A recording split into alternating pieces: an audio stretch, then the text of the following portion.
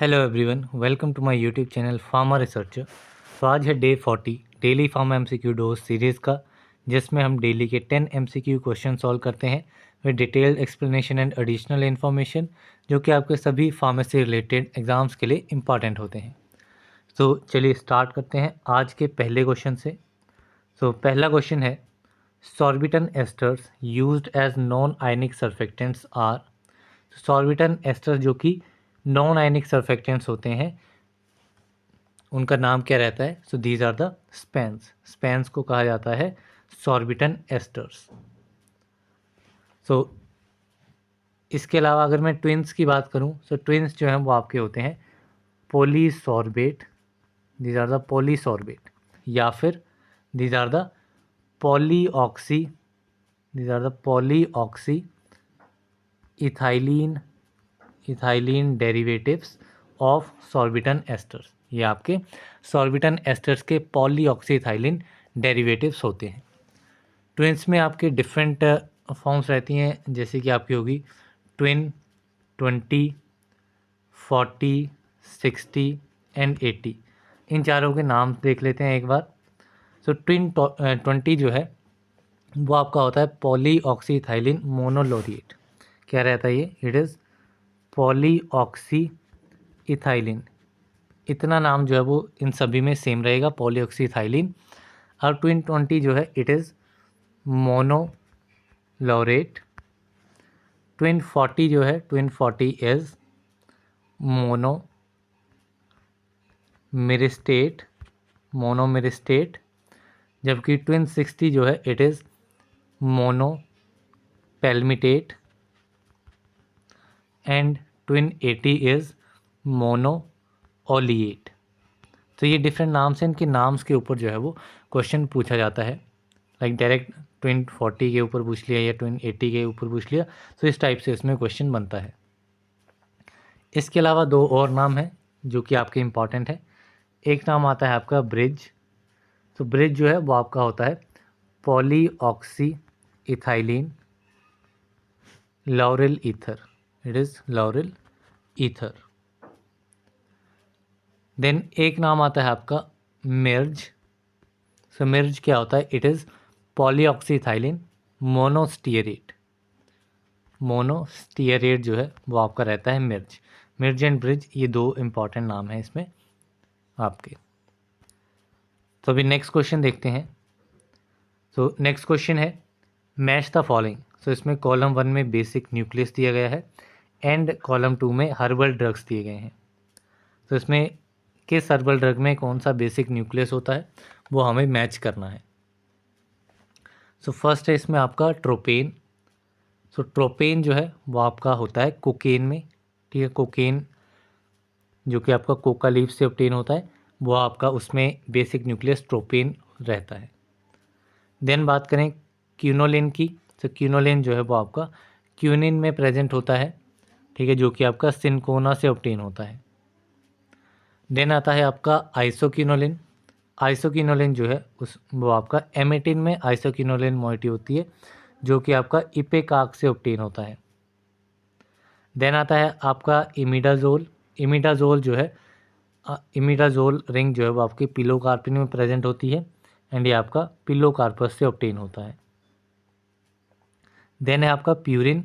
Purine जो है वो कैफीन में purine moiety, purine basic structure जो है वो रहता है एंड ये आपका कॉफ़ी से ऑब्टेन होता है कैफीन। कॉफ़ी या टी से ऑब्टेन होता है कैफीन। तो इसमें अभी ऑप्शन देखते हैं। सो फर्स्ट इसमें हमने मैच किया ट्रोपेन जो है it is cocaine, that is a जो है वो 3 से मैच होगा।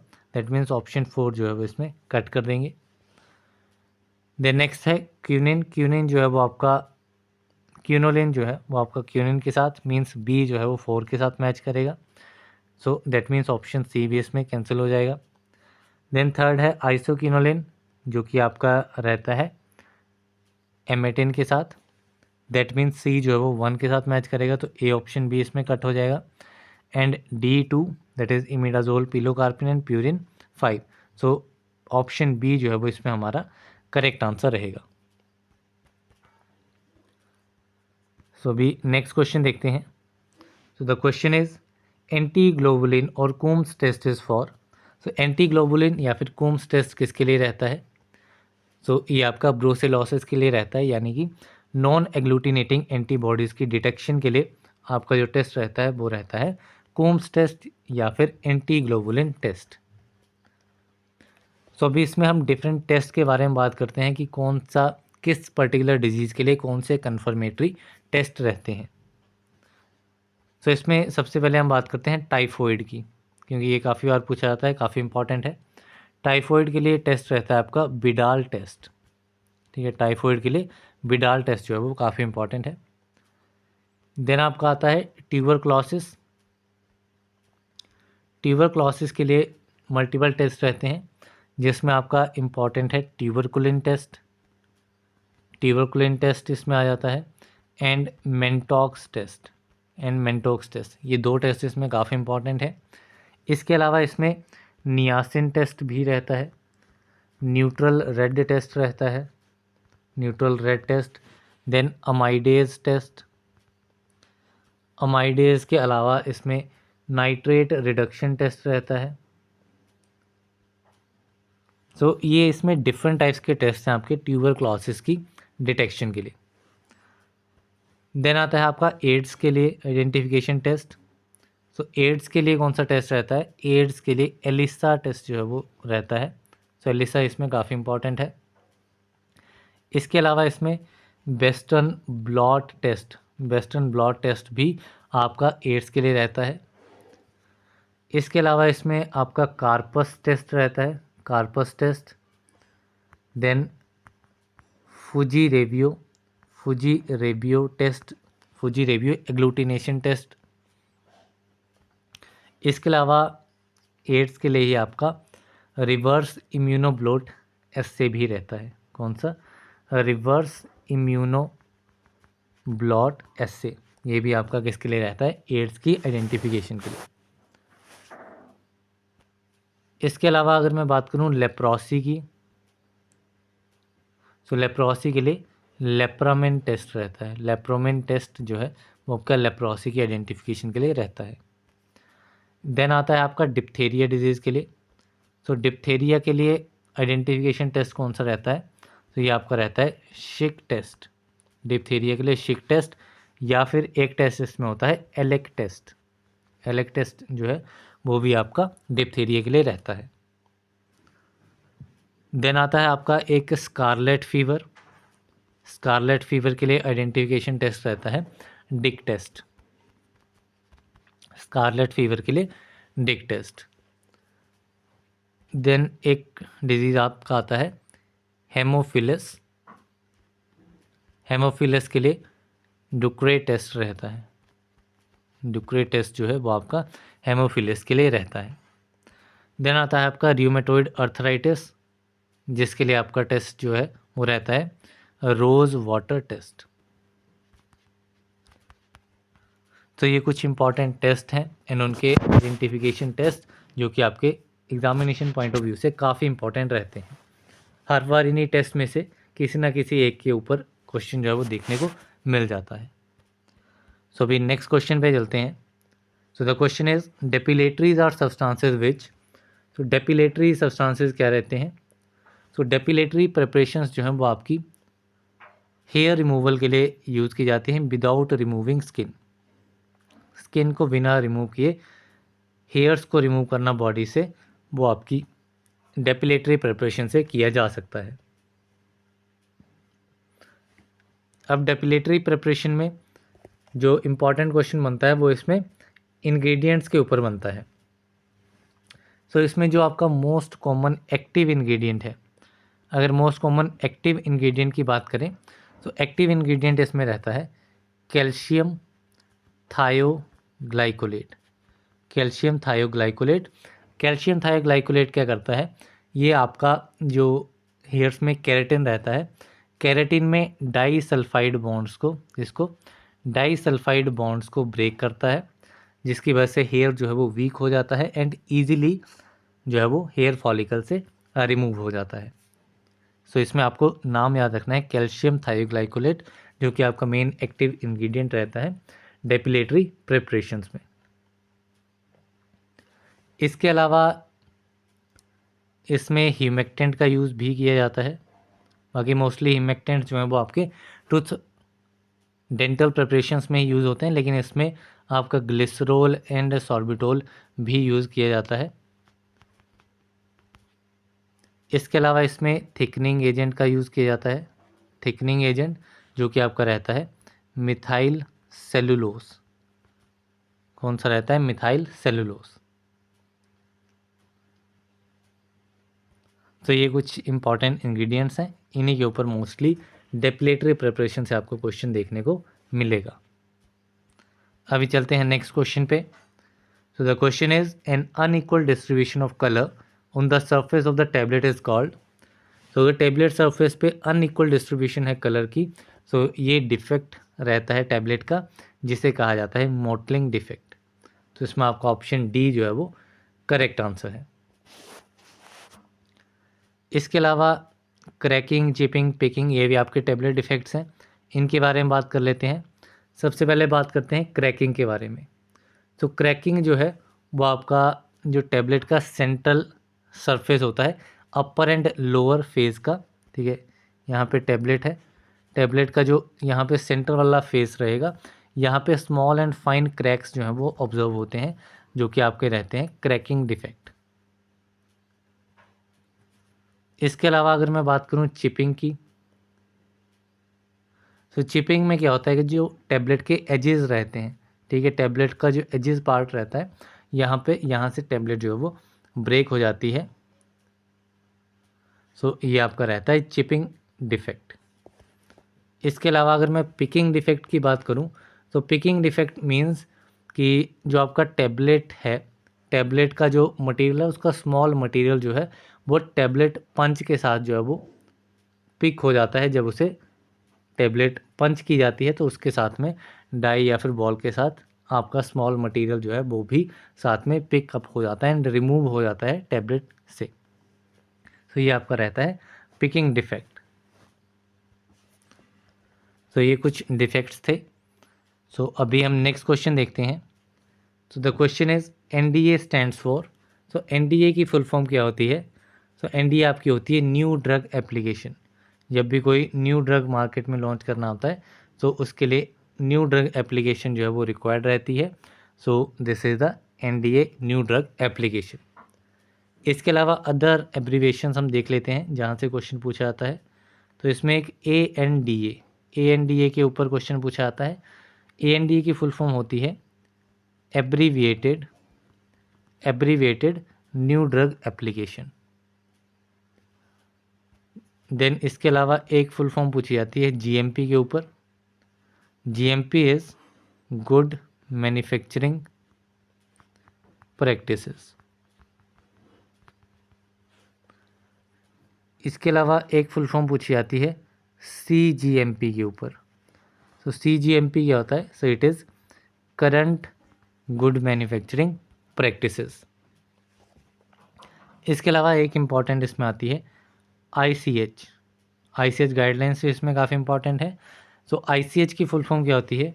ICH is international council for harmonisation. तो ये आपकी रहती है आईसीएच। तो ये डिफरेंट फुल फॉर्म्स हैं, यहाँ से काफ़ी बार क्वेश्चन पूछा जाता है। इसके अलावा इसमें आईआरबी की फुल फॉर्म भी काफ़ी बार पूछी जाती है, जो कि आपका रहता है इंस्टीट्यूशनल रिव्यू बोर्ड। इसके अलावा एक पूछी जाती है डी टैब के ऊपर। तो डी टैब होता है आपका ड्रग्स टेक्निकल एडवाइजरी बोर्ड। तो ये कुछ फुल फॉर्म्स हैं, काफ़ी इंपॉर्टेंट रहती हैं। सो अभी नेक्स्ट क्वेश्चन देखते हैं।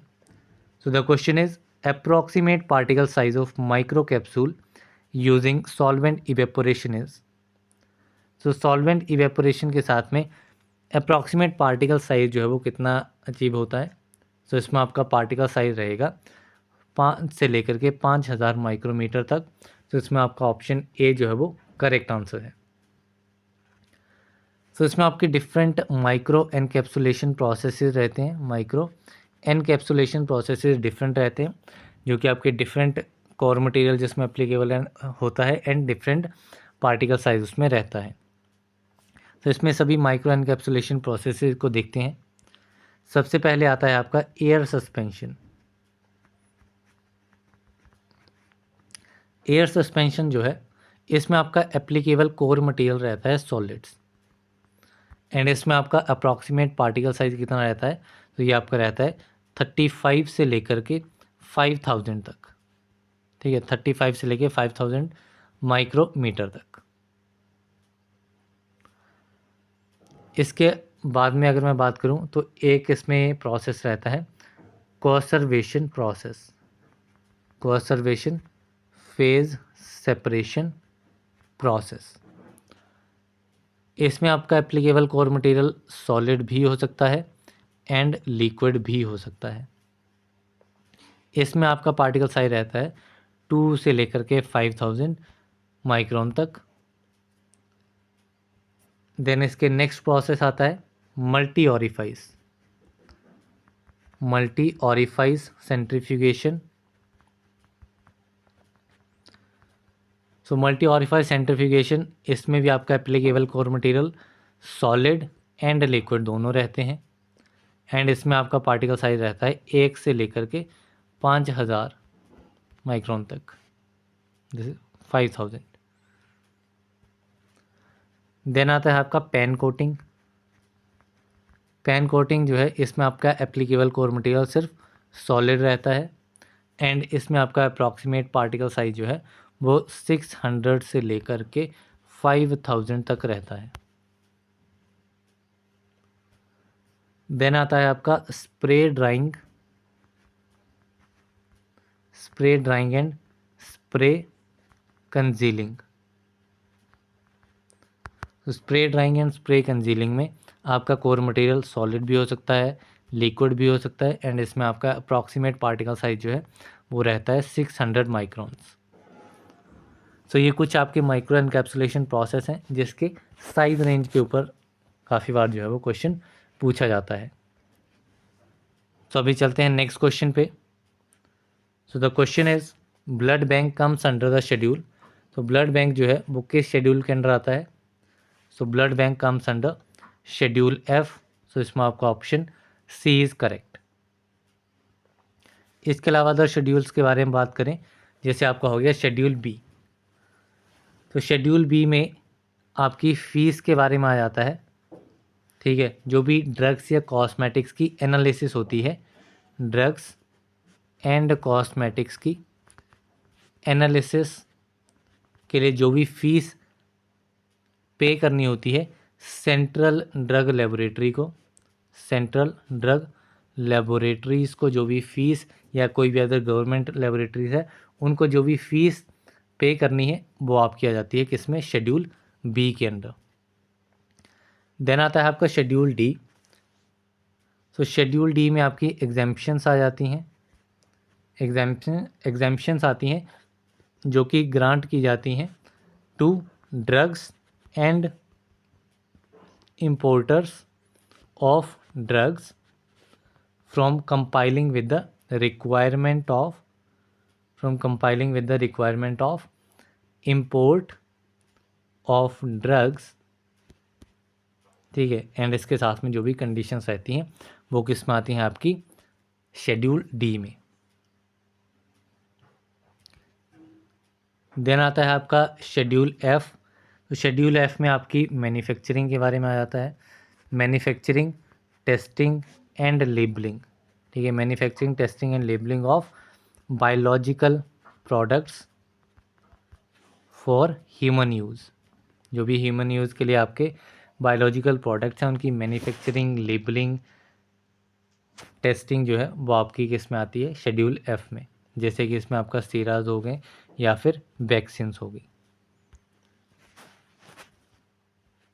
देन इसके बाद में बात करें शेड्यूल जी की। तो शेड्यूल जी में उन सब्सटेंसेस की या उन ड्रग्स की लिस्ट आ जाती है, सब्सटेंसेस और ड्रग्स जो कि आपके यूज़ किए जाते हैं अंडर मेडिकल सुपरविज़न ओनली, ठीक है, जिसको मेडिकल सुपरविज़न के अंडर ही जो है वो यूज़ किया जाता है। सो ये आपके आते हैं शेड्यूल जी में। सो अभी चलते हैं नेक्स्ट क्वेश्चन पे। So this is a numerical type question. सो क्वेश्चन है, a tablet of aceclofenac is given to a patient, the dose of aceclofenac was 200 mg, after 2 hours the concentration was found to be 10 microgram per ml, what is the volume of distribution of एसाइक्लोफेनेक। यहाँ पे एसाइक्लोफेनेक की volume of distribution जो है वो calculate करनी है।